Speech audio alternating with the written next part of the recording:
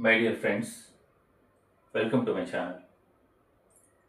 Today we are going to discuss the 12th question of our spotting error series. ఈ క్వశ్చన్కి వెళ్ళే ముందు ఒకసారి ఈ టూ సెంటెన్సెస్ను గమనించండి. They work hard, this is a hard task. ఇక్కడ హార్డ్ అన్న పదము 2 times యూజ్ చేశాను. ఈ సెంటెన్స్లో హార్డ్ ఎలా వర్క్ చేస్తుంది, సెకండ్ సెంటెన్స్లో ఎలా వర్క్ చేస్తుంది అంటే ఒక సెంటెన్స్లో పార్ట్స్ ఆఫ్ స్పీచ్ సిచ్యువేషన్ను బట్టి ఆ పర్టికులర్ సెంటెన్స్ను బట్టి మారుతూ ఉంటాయన్నమాట.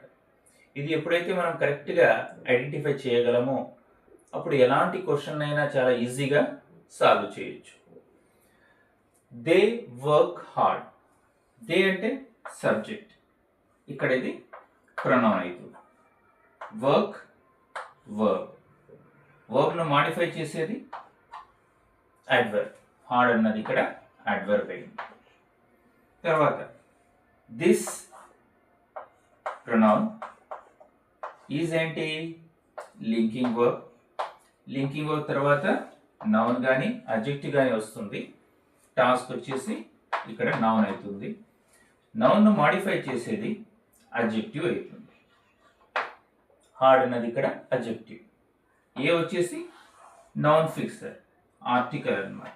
ఏ అండ్ ది ఇవి నౌన్ ఫిక్సర్స్ అంటాం, అంటే నౌన్ కోసమే వస్తాయి. సో ఇక్కడ హార్డ్ అన్న వర్డ్ అడ్వర్బ్ లాగా కూడా యూజ్ చేయొచ్చు, అదేవిధంగా అడ్జెక్టివ్ లాగా కూడా యూజ్ చేయొచ్చు.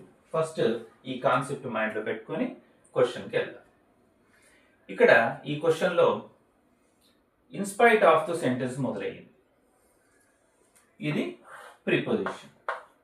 ముందే మనం చెప్పుకున్నాం, ప్రిపోజిషన్ తర్వాత ఖచ్చితంగా తన ఓన్ ఆబ్జెక్ట్ ఉంటుంది. సో దీనికి ఆబ్జెక్ట్ ఏంటి, వర్కింగ్. సో ఆబ్జెక్ట్ ఏవి కాగలవు, నౌన్ కానీ ప్రొనౌన్ కానీ కాదు. సో ఇక్కడ వర్కింగ్ వచ్చేసి నౌన్. చాలా మంది విద్యార్థులు ఇక్కడ ఐఎన్జి ఫామ్ చూసిన తర్వాత వర్బ్ అని చెప్పి మిస్టేక్ చేస్తుంటారు. ఎప్పుడైతే ప్రిపోజిషన్ తర్వాత వర్బ్ రాయాల్సిన అవసరం వస్తుందో దాన్ని మనము ఫోర్త్ ఫామ్లో రాస్తాము. దాన్ని మనము జీరెండ్ అంటాం. Gerund is nothing but noun. Okay, ఇంతవరకు ఎలాంటి ప్రాబ్లం లేదు. In spite of working, very hard. Working how, hard. So how అన్న పదానికి ఆన్సర్ ఇస్తుంది హార్డ్ అన్న వర్డ్. సో ఇదేమైంది, అడ్వర్బ్ అయింది. అడ్వర్బ్ గురించి కూడా డిఫైన్ చేసే వర్డ్ని ఏమంటాము, అడ్వర్బే అంటాము అన్నమాట. సో ఇంతవరకు ఈ సెంటెన్స్లో ఎలాంటి మిస్టేక్ లేదు. తర్వాత అండ్ ఏంటి, కంజంక్షన్. ఇక్కడ కంజంక్షన్ను జాగ్రత్తగా గమనిస్తే కంజంక్షన్ అన్నది 2 ఈక్వల్ వర్డ్స్ను కంబైన్ చేస్తుంది. తర్వాత వచ్చిన పదం ఏంటి, కేర్ఫుల్. ఇదేంటి, అడ్జెక్టివ్. ఇక్కడ మనకు మిస్టేక్ కనిపిస్తూ ఉంది. కంజంక్షన్ 2 అడ్జెక్టివ్స్నైనా కలపాలి, 2 అడ్వర్బ్స్నైనా కలపాలన్నమాట. ఇక్కడ మనకు రిక్వైర్మెంట్ ఏంటి, in spite of working very hard, adverb. So దాని తర్వాత కూడా ఏం రావాలి, అడ్వర్బ్ రావాలి.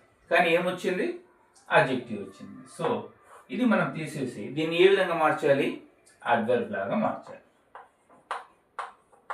కేర్ఫుల్. ఓకేనా. తర్వాత కూడా మన సెంటెన్స్ గమనించినట్లయితే he could not win even the third praise. He ఏంటి ఇక్కడ, pronoun. Could model verb. Model verb తర్వాత ఏం రావాలి, బేస్ ఫామ్ రావాలి. దాన్ని ఫస్ట్ ఫామ్ కూడా అంటుంటాం. నాట్ ఏంటి ఇక్కడ, అడ్వర్బ్. ఇది మోడల్ వర్బ్, ఇది adverb. Even the third prize. Prize ఏంటి ఇక్కడ, నౌన్. ఆ నౌన్ మాడిఫై చేసే వర్డ్ ఏంటి ఇక్కడ, అడ్జెక్టివ్ అవుతుంది. ది అన్నది ఎవరి కోసం వచ్చింది, నౌన్ కోసం వచ్చింది. సో ఇది వచ్చేసి ఆర్టికల్ అవుతుంది, ఇది కూడా అడ్జెక్టివ్ కిందకి వస్తుంది. సో తర్వాత విన్ ఏమవుతుంది, ఆల్రెడీ చెప్పుకున్నాం, could not win. Then even. Even ఏమవుతుంది? యాడ్వర్బ్ అవుతుంది. సో ఈ విధంగా మనము ఒక సెంటెన్స్లోని ప్రతి ఒక్క వర్డ్ యొక్క పార్ట్స్ ఆఫ్ స్పీచ్ను ఐడెంటిఫై చేయగలిగితే ఎలాంటి సెంటెన్స్లో అయినా ఎర్రర్ను డిటెక్ట్ చేసి దాని కరెక్ట్ ఆన్సర్ మనం చేసేదానికి చాలా సులువు అవుతుంది. ఒకసారి కంప్లీట్ సెంటెన్స్ చదువుదాం. In spite of working very hard and carefully he could not win even the third prize. ఇది correct sentence. Hope you understand the question. Thank you.